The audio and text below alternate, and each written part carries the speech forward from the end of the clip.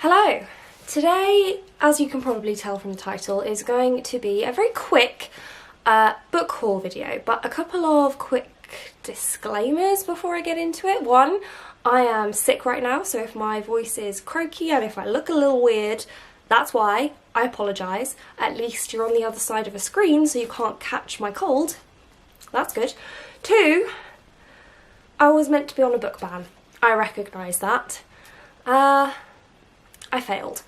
And there's two reasons. One, my book buying ban was not specific enough. I just said to myself, I'm not buying any more books until I have finished reading all of the books that I currently have. And that was unrealistic. I should have set myself a more achievable and measurable goal. So that one's on me, that's my bad. It's my birthday next month and I'm going to be hopefully getting some gift cards and things for my birthday, so the book buying ban is lifted for now, but as of April I think I will put myself on a new book buying ban and I will set myself some proper parameters for that one, shall we say. The second reason was it's just been a bit of a rough time mental health wise for me, and wrongly or rightly I kind of use buying books as self-medication. So I slipped and I bought 5 books, but I'll start off with The Girl of Fire and Thorns because this one was actually an exemption from my book buying ban anyway, because I got the rest of the books in this series for Christmas apart from this one, and I couldn't read those books until I got this one because this is book 1.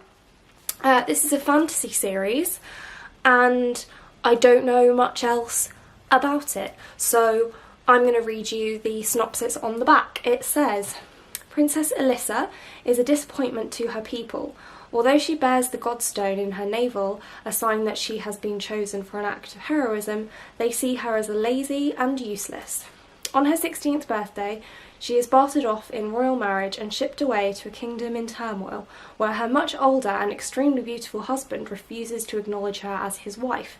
Devastated, Alyssa decides to take charge of her fate and learn what it means to bear the Godstone.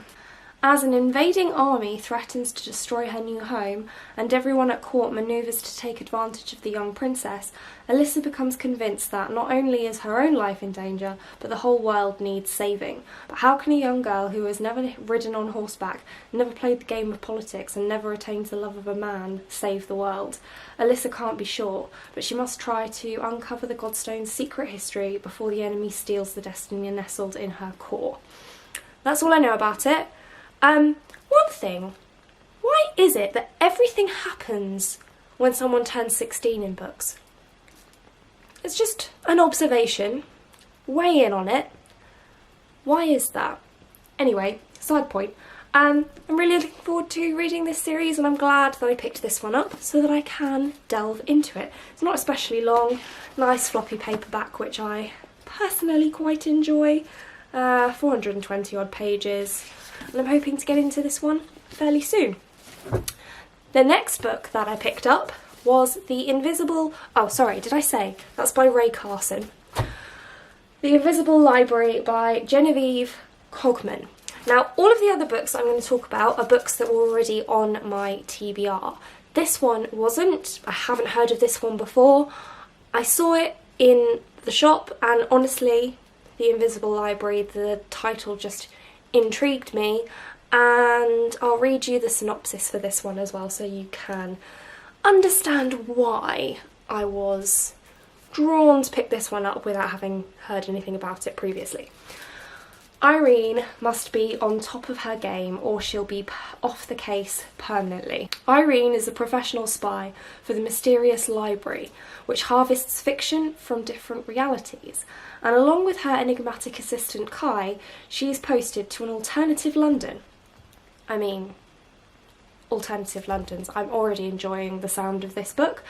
Their mission to retrieve a dangerous book, another tick, but when they arrive, it's already been stolen. London's underground factions seem prepared to fight to the very death to find her book. Sounds good. Adding to the jeopardy, this world is chaos infested, the laws of nature bent to allow supernatural creatures and unpredictable magic. Irene's new assistant is also hiding secrets of his own, and soon she's up to her eyebrows in a heady mixture of danger, clues, and secret societies. Yet failure is not an option. The nature of reality itself is at stake. I mean, that just sounds so interesting, and it's a relatively short book, but it is part of a series. I think it's a trilogy, I'm not 100% sure, but it's about books, it's about alternate Londons, it's about spies and a secret plot and a library, and yes, all of those things. Yes, please.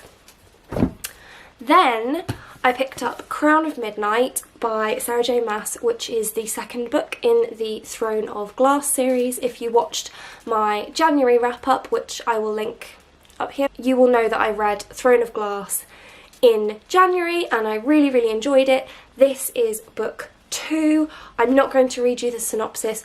1, because spoilers if you haven't read book 1, and 2, because I don't ever read synopses for next books in the series because I always find them somewhat spoilery for some reason. I don't know why, so I never read them. But the first book, Throne of Glass, follows our main character Selena Sardothian, who is an assassin that was caught and is now in prison. But instead of being led to her execution as she suspects, she is instead offered an opportunity to fight in a competition on behalf of the prince to become the king's champion, and she has to compete against other assassins and thieves throughout the land. And there's also some plot going on in the background that we have to unravel throughout the book, and I really enjoyed it. I liked our main character and I'm really looking forward to carrying on with the series, so I did go ahead and pick up book 2, which I'm hoping to get to relatively soon. The next book that I picked up was Aristotle and Dante Discover the Secrets of the Universe, which I actually just finished at the weekend, and I have a reading vlog, again I'll link it up here for you, where I read this, and I read it in one day. It was very, very good. The reason I picked this one up is not only because I really liked the sound of the book and it's been on my TBR for a while, but also because I really want to get into reading some different genres this year, including contemporary, and this is contemporary. It is a slice of life story that follows 2 characters, Aristotle and Dante. The story is told from Aristotle's perspective and it follows their relationship. They meet one summer and become friends, and it follows their friendship and Aristotle's relationship with his family and himself, and it's sort of almost a coming of age story, I suppose. They are 15 when this story starts out and they are 17 at the end of the book. So it really is a story of personal discovery, and I found it quite emotional. I found the writing style really interesting and I really enjoyed it, and I am glad that I picked it up.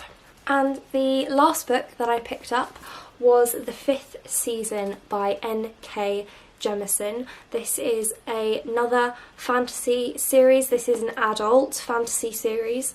I think actually it might be a trilogy, but I'm not 100% sure. But I have heard a lot of things about this. Some people seem to really, really enjoy it, and some people don't like it so much. And I think the main reason that some people don't enjoy this one is because some of this is written in second person narrative.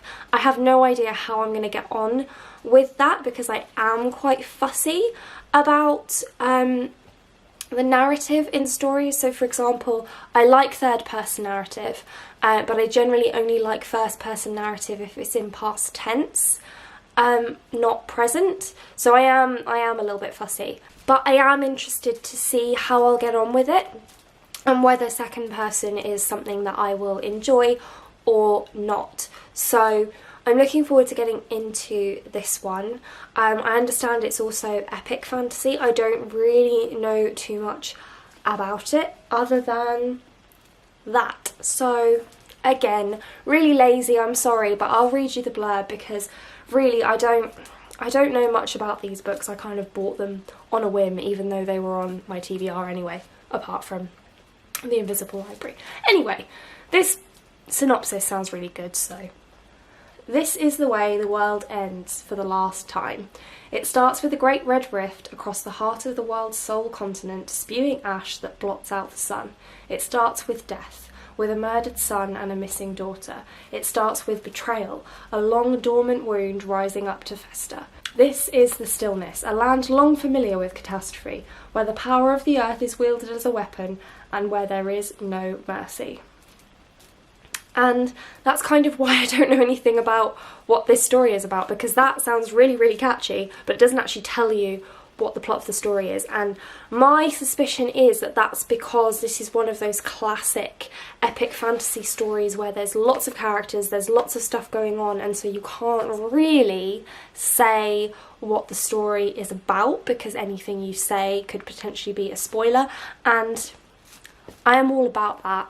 I love epic fantasy, and although I enjoyed my sojourn into contemporary, I'm still pretty sure I'm always going to be an epic fantasy kind of girl. So this is a bit more of a chunky one. It still doesn't look especially long. Acknowledgements. Oop. Oh, appendices. Makes you work for it. 449. So actually, it's not long. Well, it is long, but it's not particularly long for me, for epic fantasy. So I'm looking forward to getting to this one. I'm looking forward to getting to all of them, apart from this, which I've already read and really enjoyed.